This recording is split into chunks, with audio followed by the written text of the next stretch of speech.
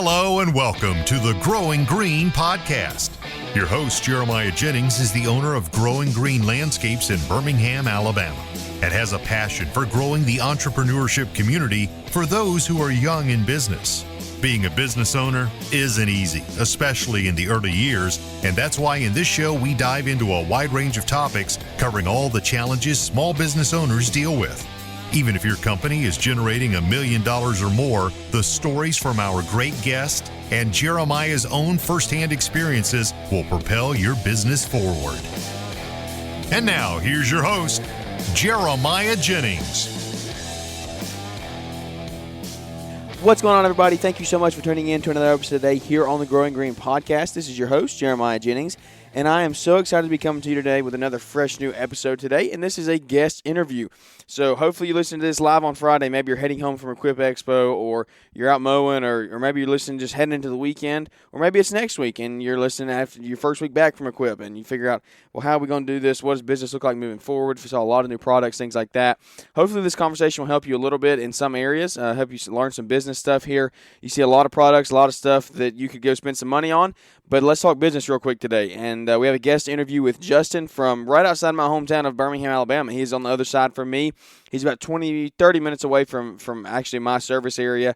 But Justin's a really cool guy.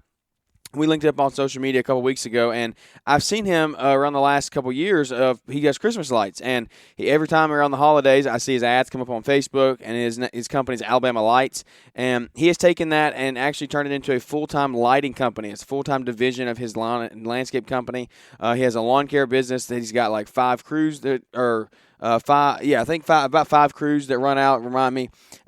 Forgive me. I forget exactly what number, but he says it here in the interview for sure. So I think about 5 crews that he goes out and he does lawn maintenance, and then he has this lighting business he has started off the side there. It's a whole new division of the company. He has scaled this thing to a really good size, and he hasn't done it by himself. He's had a good mentorship along the way. He's built good relationships with people. If you listen to the relationship show on Wednesday, then you understand how big relationships are. So without any further ado, I want to hop on into it. Take a listen today from Justin with Alabama Lights, and see if he can help you in any way, shape, or form. We do talk Christmas lights here at the end, so if that's something you're still thinking of, it's not too late to get into the game, but it's time to pull the trigger soon. Our window's running out. When we get home from Equip, we are actually going to hit it strong. We're going to hit marketing really hard, hopefully book them up really fast here, heading into the end of October, the beginning of November, and see what we can get locked in moving forward. So let's kick it over to Justin and see what we can get into the rest of the interview. So my name's Justin. I'm from Hoover, Alabama, Birmingham, Alabama. We kind of started, doing lawn care, kind of started in the beginning, everything kind of myself, doing everything. And it was mainly me and a mower, a pickup truck, and a Jeep, just kind of getting started with things, picking up yards and, referrals and, customers, things like that. And then just kind of worked up from there. And, it's just one of those things you just gotta, have motivation to move up and, kind of grow with your business. And, if you're kind of trying to get it to where you be. I mean, I know some people are, they're good with, just an individual, and then some people like to kind of grow and do other things. And I'm kind of more of a business minded. I just kind of like to see things develop and things like that. So it's kind of, got to the point where, like most people, it's just you start with one thing and one crew, and then you kind of, grow up. So we've gotten up to, 4 or 5 crews now, that we're kind of running, pretty, efficiently, and, with lawn care and just trying to, service customers, make people happy, and just go on a, just do what we can to, service the community and everything. Service, multiple cities that we service, and, we kind of have a niche in exactly the services that we provide, just so, our guys kind of know, better, this is what we're doing on properties, and, same equipment, same type of equipment, just one of the, kind of the, I guess one of those things to give other people advice, if it was going to be one of those things to give them advice with things is, you just gotta, you gotta stick with it and start with it and, move up, and it's gonna be the grind at first. And, even today still, it's kind of, you gotta know where you want to go with it, and then just kind of work with it at that point. And, it'll just kind of, develop. You have to have good people too. You gotta, it's super hard, in this industry. I think everybody would agree with that. It's finding the right people to do the right things. And sometimes you'll, go through 20 people to find one good person. And it's just, I think that, once you find that person, just, try to keep that person and, let them help you take things off your plate and do things that, you're not able to do, or the little things that you're not able to do, kind of working up from there. Yeah, absolutely. How do you think you found that vision for your company back? So you said you went over it real quick there. You got to know where you want to go. How do you think you've done that? How have you figured out where you wanted to go? Well, I mean, I feel like there's not really a real right and wrong answer to that. I feel like, where you want to go with it, you kind of, like I was saying, if you want to be someone that grows your business, and says, hey, I want to have 5 crews, or I want to have 20 crews, or, I want to be just myself, doing lawns. You kind of got to know what you want to do for, your individual self, and, whether it's for you and your family, or, whatever you want to, wherever you're looking at going, it's kind of, do you want to be the one, doing all the work all the time?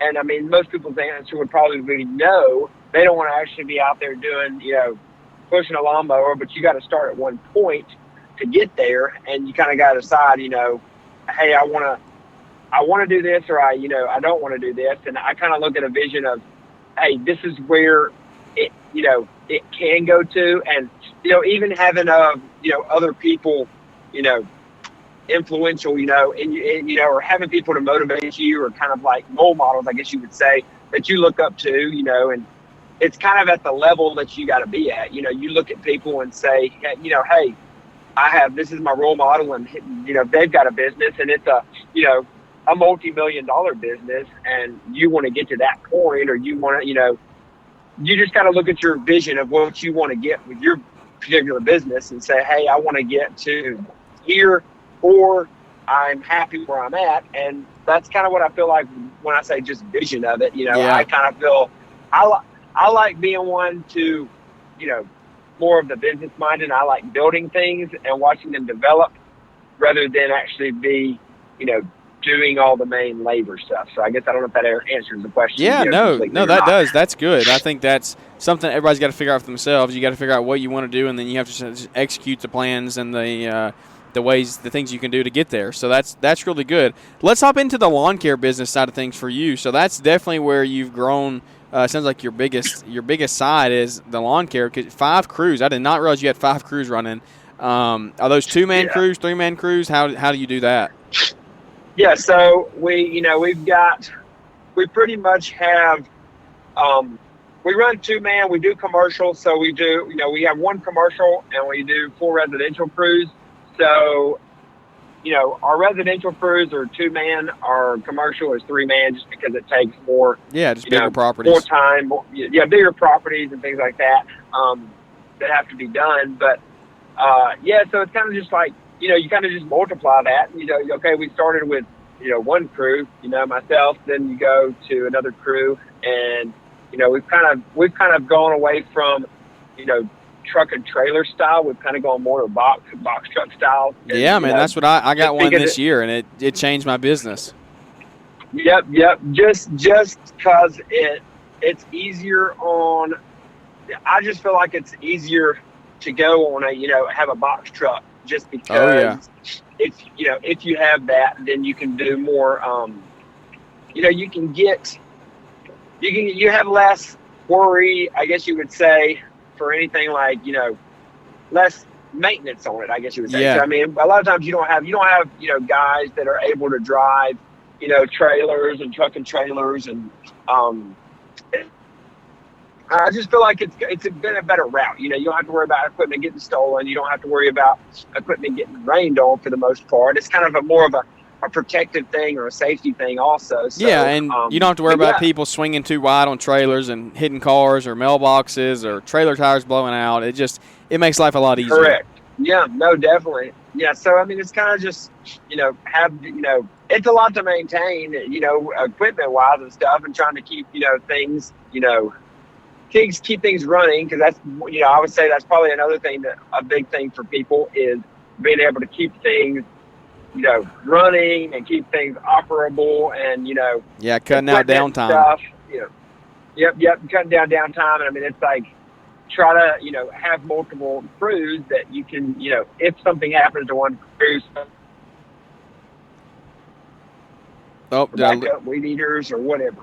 Okay. Yeah, for sure. So you started with y'all, and then how did you scale? It sounds like a process. I know jumping from, if you have the right systems and stuff in place, jumping from one crew to two crews isn't that hard, but then you really get into 3, 4, 5 crews. Like, what has that been like? What has that process been like for you? How have you put your standard operating procedures in place to help manage employees and keep things running right and efficient? I feel like there's so many areas we could go with this, but just kind of as a top level view down, 1,000-foot view, how have you kind of navigated those waters of scaling the company?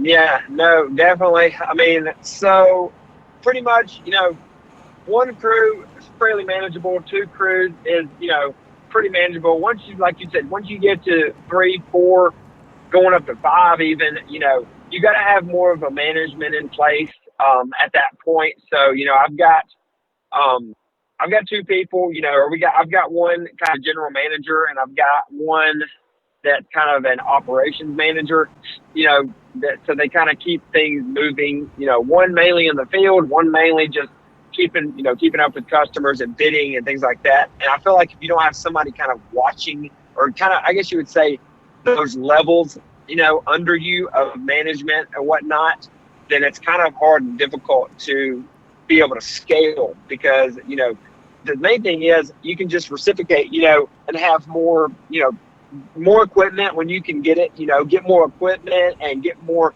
vehicles, when it's needed and stuff like that. And I feel like, once you get to a certain level, because we've kind of learned, with the amount of customers, this crew is able to do this many jobs in 1 week. And so, once we get to that breaking point with it, we need to get another crew started. So we need to invest, this much with equipment, we need to invest for 2 more guys, another truck, just that's what's needed. So it's kind of just a thing that you can just kind of multiply, but you got to actually have kind of procedures in place and know, hey, because it's one of those things that I've always said, it kind of all happens almost at the same time, because you've got to have the jobs to be able to pay the people, but you've actually got to have the equipment to be able to do the work. So, you can't have too much.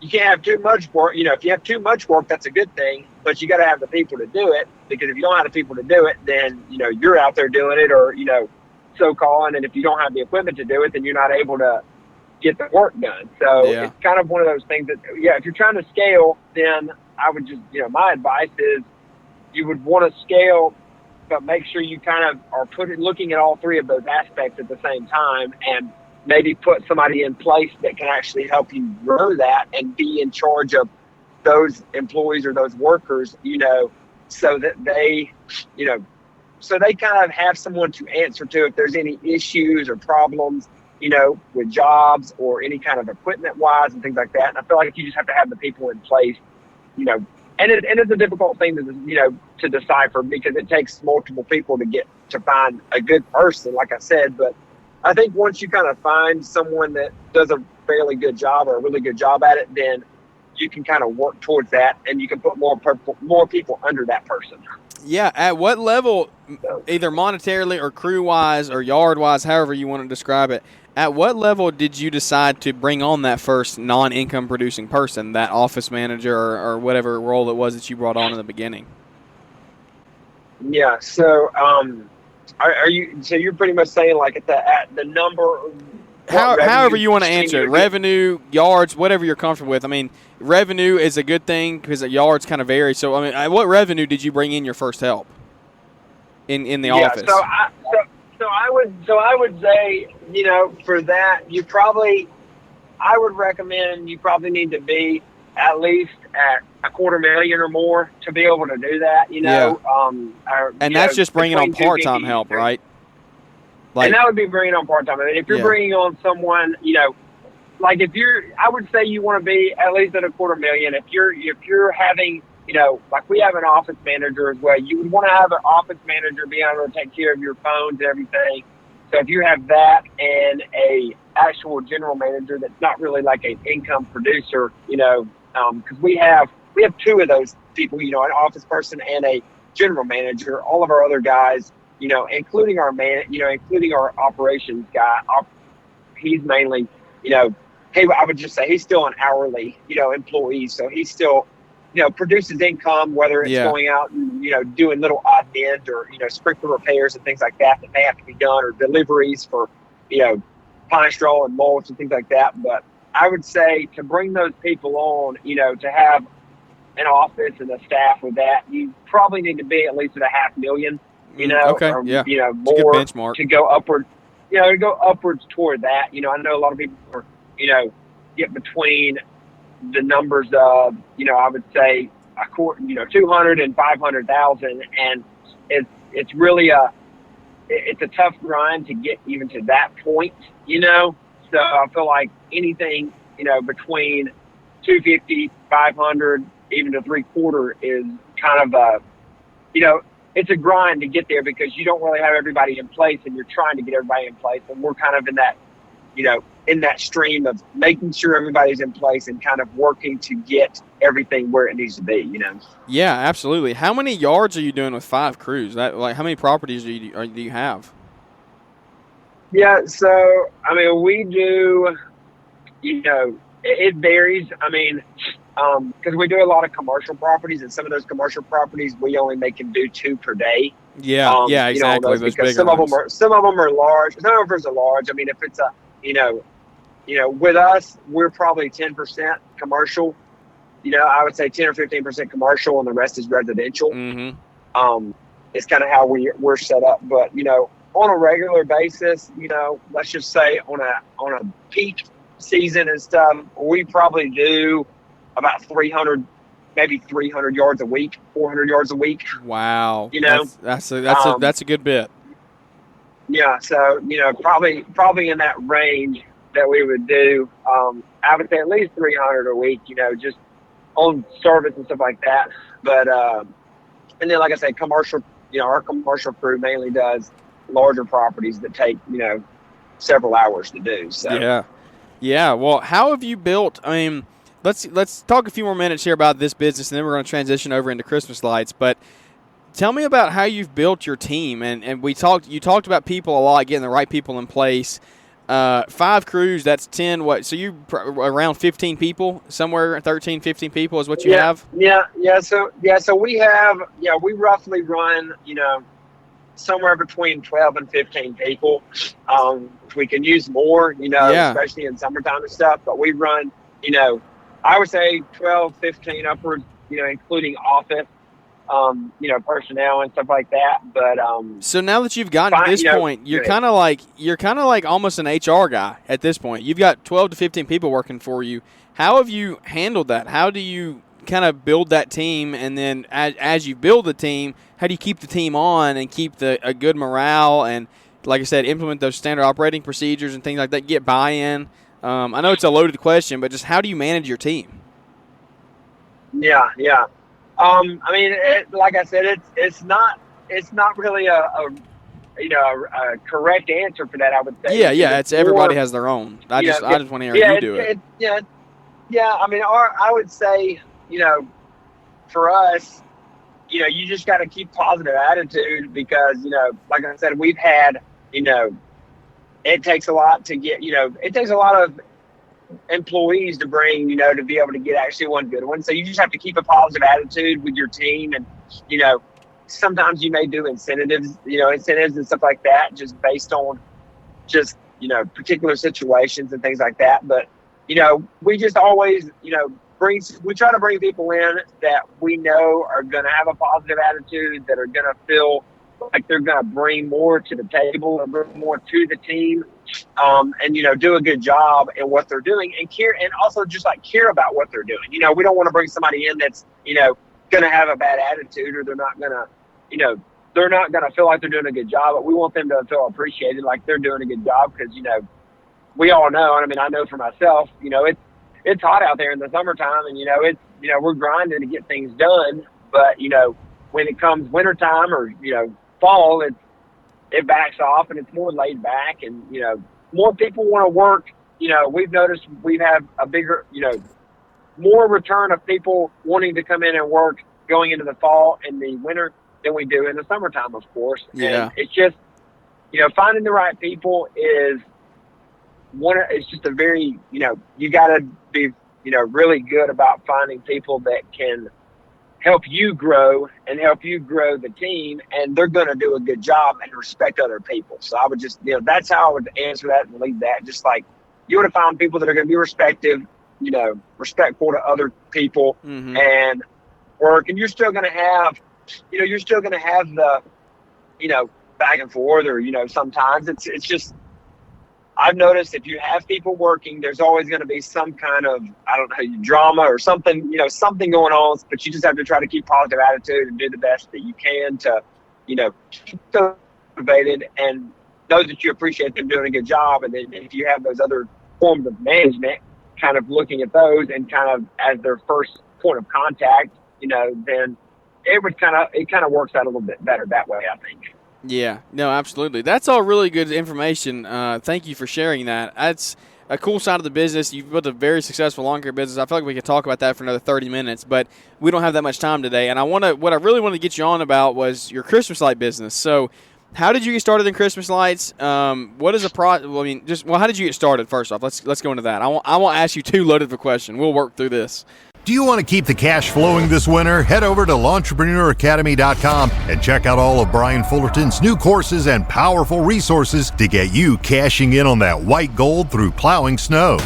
The snow plowing training course is easy to understand, and you'll learn what it takes to do the job effectively and how to bid, price, and estimate snow plowing for both residential and commercial properties. L'EntrepreneurAcademy.com has 3 new resources to take the hassle and guesswork out of securing your snow removal jobs, plus there's eye-catching marketing materials that can help you secure new clients quickly. Ready to crush the snow game this year? Visit L'EntrepreneurAcademy.com or use the link in the podcast description. So, with Christmas lights, we'd always kind of, I just kind of enjoyed putting, didn't really put up Christmas lights and things like that. So, we kind of just, started doing Christmas lights, as a slower time of the season. Yeah. It's just one of those things, just kind of as a time filler. And, hey, myself and, 1 or 2 other people, hey, and this was kind of, several years ago when we just started doing lights and, putting them up and, just for customers here and there. Wasn't doing anything too really extreme, or, if somebody said, oh, I need, columns wrapped in my house, or I need, this roof, some lights along this roof or on some bushes or trees and whatnot. So we would say, okay, well, we'll take care of that for you. And we would just give them a price, and, it wasn't anything too fancy to it. But, it kind of just multiplied, and we'd kind of done it for, 2 or 3 years. And it kind of just been at the point where it's been,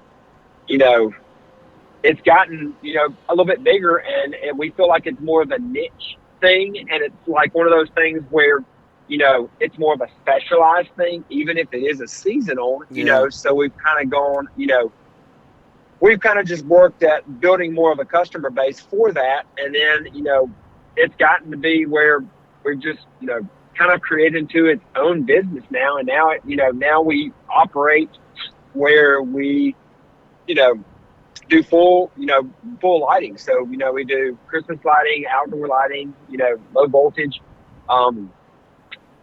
lighting, you name it. We take care of those things, but Christmas lighting is, huge for us. And, we service a lot of clients, and we have a super short window to do that. So we have to prepare, and it takes, sometimes I would say it takes 6 months out of the year just to get prepared and get ready for that and the installs and everything. Because we have, we install everything October through December, and we have to get everything prepared, make sure we order stuff, make sure we have enough. And, it's kind of one of those things where it grows really fast, and there's a selected clientele, I would say, for that. It's not for everybody, but, it's not going to be as easy as just, mowing someone's lawn. But, there's going to be people that want to do it, and then some people don't want to do it. So that's kind of what I would say with that, starting out with it. Yeah, for sure. So let's talk, really, let's get into some detail if you don't mind. Where do you do the whole rent to own? The customer rents from you and you store the lights, or do the customers own the lights and you store the lights? What does your model look like in your business? Because I've heard a lot of different things. Some people say, well, the customers rent the lights from me, but I own the lights, so they just pay the same every year. And then some people say, well, we sell the lights to the customer technically, so they pay more the first year, and then the second year it's cheaper, but we always store the lights. So, what is your business model? How do y'all tackle that? Okay, so pretty much, so the way we do it is we do a leasing program a leasing program with ours. So client calls us, says they would like to get Christmas lights put up. They either send us an image or we find an image of their home. We actually do a drawing mock-up of, what they want done. We have somebody that kind of designs that stuff. And, I myself as well, we have somebody else that does the design work on that. And, hey, we'll do all, C9 bulbs on the ridge lines, the roof lines, and then we're going to wrap columns or poles or railings or runway lights. We kind of do all that and put that into kind of a presentation for them. Really, it's not really a presentation, but I would say we do a mock-up for them, and then we will send that over to the client with our quotes, and we will give them a price. Hey, this is year one price, and this is year one or year two and a year three, and so on. So we do pretty much a leasing agreement with that. So year 2 and 3, they get a better deal than they would get on year 1, of course. Because they would, kind of got more of a long-term thing with us. But that's kind of how we do it. We, if they say we're good with the pricing and everything, we agree upon a price, we get them scheduled, we get them signed up. We go out there, we install the lights. We, on the scheduled day, we try to get them as, close to when they want to be done as possible. We'll install everything, and then we'll reschedule. We'll reschedule them back, after Christmas, after the beginning of the year, put everybody on schedule to do all the takedown. We'll take everything down.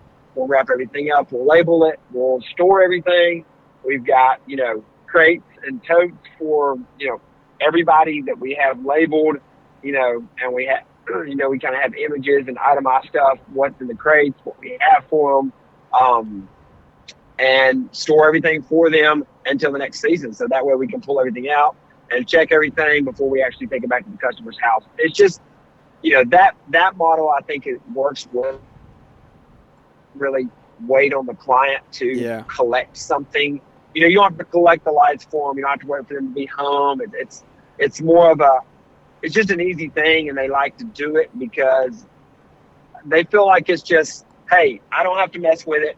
I don't have to climb on my roof. I don't have to, get on a ladder around the holidays or anything like that. It's just they get it done. Everything's working. If there's any maintenance issues, anything like that, I can call them. They'll come back out there. They'll take care of any of those problems, and then they'll take it down after the new year, and I don't have to worry about it again until the next year. So I think that, just works well. And that's the business model you should be selling. You should be selling, we're solving your problems. We're making your house look amazing while not making you get on the roof. So that's something that you should be explaining and telling your customers or potential customers. What kind of safety gear are you wearing? I know that's a big concern when people getting into it. They don't, the roofs are steep. We don't want to be up on ladders all day. We've done a few interviews on Christmas lights before this year, but I wanted to hear your take on safety and see what kind of products you're using to help you guys stay safe up there on the roofs. Okay.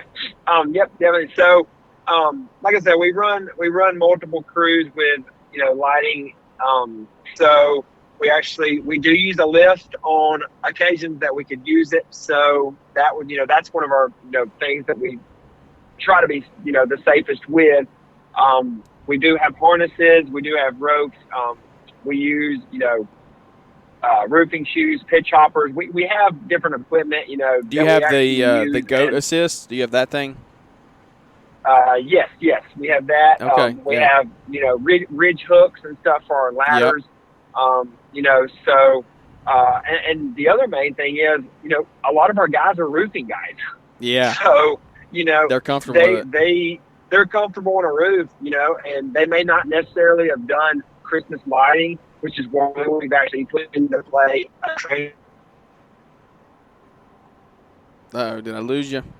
I know you're driving. I think we might have gone through a dead spot. If you come back, stuff. I lost you there. You there? Yep, I'm still here. Okay, good deal. I just went through a little dead spot. No worries. No, it's fine. So, you're saying that most of them are roofers and stuff?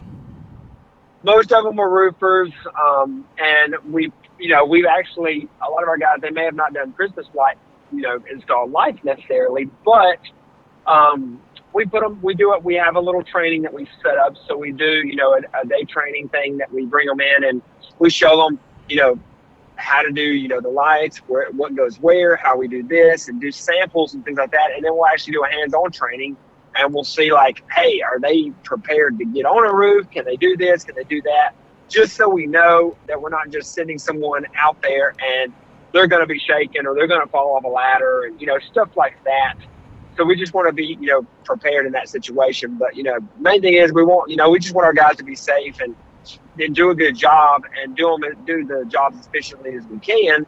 But also just make sure we're taking into consideration that, if we are on a roof, or on pitches that, make sure we have the proper gear and equipment, whether we're using a lift or the proper, harnesses, ropes, pitch hoppers, roofing shoes, stuff like that. Just make sure we have the proper equipment to get the job done efficiently and to make the customer happy. So, yeah, absolutely. What about product? Where are you getting your product from?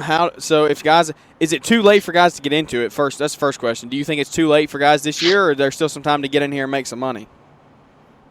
I think there's still some time. I mean, you got to think. I mean, there's a lot of there's so many houses out there. So it's like, there's so much business. There's, what I'll always hear from other people is there's usually more business than there are the people to do the work. Yep. And I mean, I believe that sometimes. It's just finding the business. Sometimes you have to find the customers. You got to find the business, whether you're marketing and going out there and getting the business is one of the main things. And then, so I wouldn't say it's too late. I mean, we've done it multiple years now. So it's one of those things when we're prepared, we try to be prepared as we can, and we start early and schedule early. But I know a lot of people, if they're getting into it, I would say, it's not too late. You can still, I would start small first, go get you a few houses, where you live or the neighborhood or whatever, friends, family, and just do a few the first year and then just kind of see how you like it and see, if it's something that interests you in doing, and then kind of work from that and build the next year. That way you don't want to go in full blast with it and just say, hey, I'm going to try to do all these customers. But if you just service a handful of clients the first year and just, get your feet wet a little bit and get into it, I think that's probably going to be the best thing. But, we do installs all the way up till second week in December. Sometimes we're doing them the third week up until almost to Christmas. So It's like, if somebody wants to get into it, I would say for them to get into the mad rush of it, even if they don't get in until, November next month, they still have time to do a handful of houses or something if they just want to, get their feet wet and try it out. So how do we get product? If guys are looking to get into it, how do we get product? Okay, so product. So we use a lot of the commercial stuff. So we use a lot of we usually go with big spools. So we order everything in bulk with ours. So we custom cut everything. So, we do have, a few clients that, had given lights previously, but we usually go with only using our materials just because we warranty our stuff. we don't really know. I mean, we've dealt with other customer stuff before, and it's usually just a mess. Yeah, and, yeah. You know, it takes more time to untangle it than it takes to actually do the job. So, you know, it's one of those things that I would say, you know, order a little bit of materials. I mean, you can always go to a local store if they just want to get into it and just want to try some stuff. I mean, they have it at Home Depot and Lowe's and stuff like that. I mean, they want to get some incandescents. I think they even got LED. They got LEDs and stuff like that. But, you know, if somebody's looking to do it more to an extreme, I would say order in bulk. There's a couple different, you know, we use 2 or 3 different vendors that we've ordered stuff from, whether it's from Texas or Florida, that we've ordered online, that we usually order bulk supply on, you know, spool rolls and bulbs and, you know, connectors and all that kind of stuff is usually, you know, can't be bought locally on a lot of those little things like that. But if it's commercial grade stuff, it's probably not going to be bought, you know, at a local store. But I would say if somebody was just getting into it and didn't want to go through the hassle or didn't want to try to look online and purchase stuff, you know, and find a vendor and set up vendor accounts and all that stuff, if they just want to, you know, do a handful of them, I know, you know, I've known other people just to, you know, buy stuff locally and just, you know, put some stuff up on houses. Yeah, just try to get into it. You know, just to get into it. I mean, you can still get some, you know, some decent stuff. It's just, you know, we've moved away as much as we can from the glass incandescent bulbs because if they tend to break and stuff like that, it's just, it's more cleanup, it's more hassle, you know. It's easier, you know. We use non-breakable LED warm white, so it's like, you know, that's cool. I think, I don't want to interrupt you there, but the colors is something. How do you do that? Do you offer multiple colors for your customers? Do you say we do all one color? Do you do multicolor, all that? Like, how do you do the colors? Because I think that's something that scares people, it intimidates people of like, well, how do I know how much to order of this or that? And because, like, for me, I'm getting into it. My plan is this year only to offer warm white just to get started. And then moving forward, maybe bring in a red or a green or something like that. How do y'all do that? You know, just go one color. We do multicolor or, you know, just one specific color if they want it. But usually that's a special order for us. So we usually tell people that's going to be a special order if they do that. And, you know, it can be done because we can just order the bulb separately and stuff. But, warm white is, you know, I would say we have 10% or less that we do color. Yeah. So the other 90% is all warm white. And we actually, you know, we did a testing, I don't know if it was a couple years ago, we actually had purchased multiple style bulbs in LED and different shades because, believe it or not, and, you know, you may notice if anybody deals with that kind of stuff or, you know, if you're already into it and, you know, whatnot, then, you know, there's different shades of warm white. So you may have like a darker tint, a middle gray tint, and then a lighter tint, but then you also got like a bright white, and then some of the bright whites are more of a fluorescent, and some of them have a blue tint. So, you know, we had to order multiple ones and kind of put them all next to each other, you know, and kind of do a sample test to pick and choose the best one that we felt that our customers were going to like. And that's kind of how we chose, at least with that color scheme, you know, and going with warm white. That's how we chose that. Is we kind of did a test run on that. But if you're going to go, or, you know, whoever is getting into it and just want to do a warm white, you know, that's just one of those things, you know, the faceted ones, you know, the ones that have kind of the broken looking glass to it are probably going to look better than the smooth color bulb. Or, you know, I guess you would just say a smooth bulb just because they show a little bit more light and they seem like they reflect a little bit better. But it's kind of all in personal preference, what the customer wants. But, you know, the other thing I would say is try not to offer your customers too many choices because then that can be kind of overwhelming to the individual you know, the company or the person. It can be overwhelming because then you're trying to get way too many things. And if you just stick to one thing, and then that's kind of just what they're going to get, you know? I feel like, you know, that it's easy for you to maintain that, know what you're ordering, know what you're getting, and just go with the same thing across the board.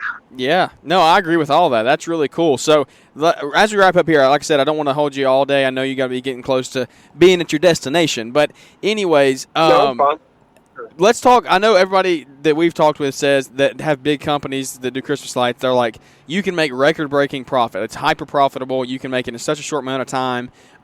What are y'all like? Is that true? Is there truth to that? Moving forward, I mean, what does that look like for you? Are you making? How much can y'all really pack into these two months here?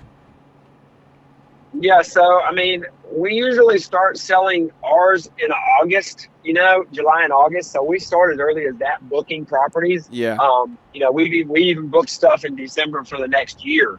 So it's kind of, one of those things where, it's kind of, you can set the limit to where you want to go with it based on if, you can get the work done in that time frame and you have the people in place to get that work done.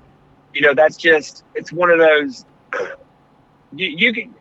I would say the business owner can make that decision based on where they want to grow and where they want to be. But you have such a tight time frame that you have to realize that, if I'm going to try to do, 50 installs in 6 weeks or 50 installs in 4 weeks, you have to realize if you're able to, get that amount of work done in that time frame. But, for us, it's kind of one of those things. We get a lot of referrals. We get a lot of, online leads and things like that. So it's one of those things that, sorry, I was looking at something.